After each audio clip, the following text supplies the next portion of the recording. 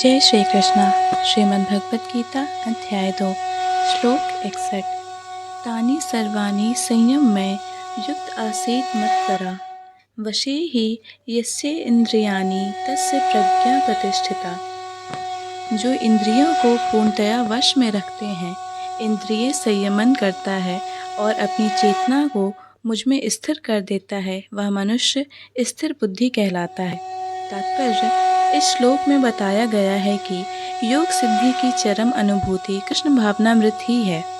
जब तक कोई कृष्ण भावना भावित नहीं होता, तब तक इंद्रियों को वश में करना संभव नहीं है।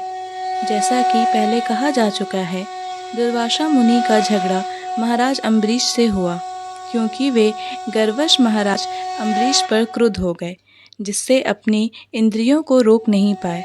दूसरी ओर यद्यपि राजा मुनि के समान योगी न था, किंतु वह कृष्ण का भक्त था और उसने मुनि के सारे अन्याय सह लिए, जिससे वह विजयी हुआ।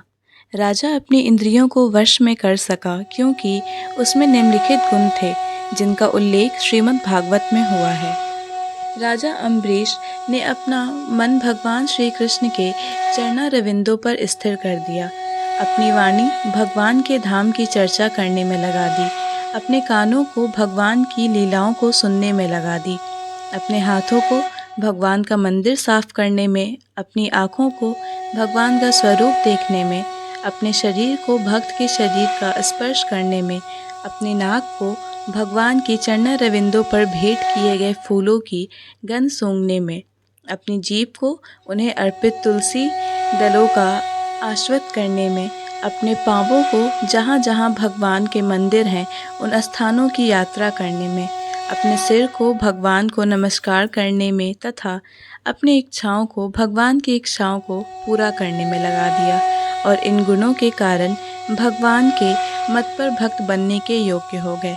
इस प्रसंग में मत पर शब्द अत्यंत सार्थक है। कोई मत पर किस तरह हो सकता है, इसका वर्णन महाराज अम्बरीश के जीवन में बताया गया है। मत पर परंपरा के महान विद्वान तथा आचार्य श्रील बलदेव विद्याभूषण का कहना है, मद भक्ति प्रभावेन सर्वेनिंद्रिया विजय पूर्विका स्वात्म दृष्टि सुलभोति भावा। इंद्रियों को केवल कृष्ण की भक्ति के बल से वश में किया जा सकता है।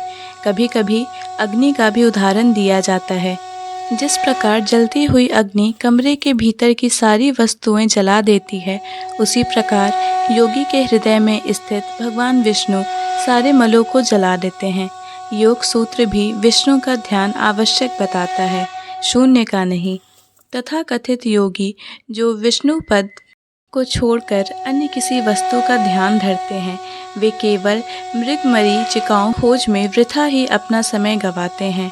हमें कृष्ण भावना भावित होना चाहिए, भगवान के प्रति अनुरक्त होना चाहिए। असली योग का यही उद्देश्य है। जय श्री कृष्ण। पूर्ण भगवत गीता के श्लोकों को सुनने और समझने के लिए हमारे चैनल को सब्सक्राइब करें। अगर वीडियो पसंद आया हो तो इसे लाइक और शेयर करें।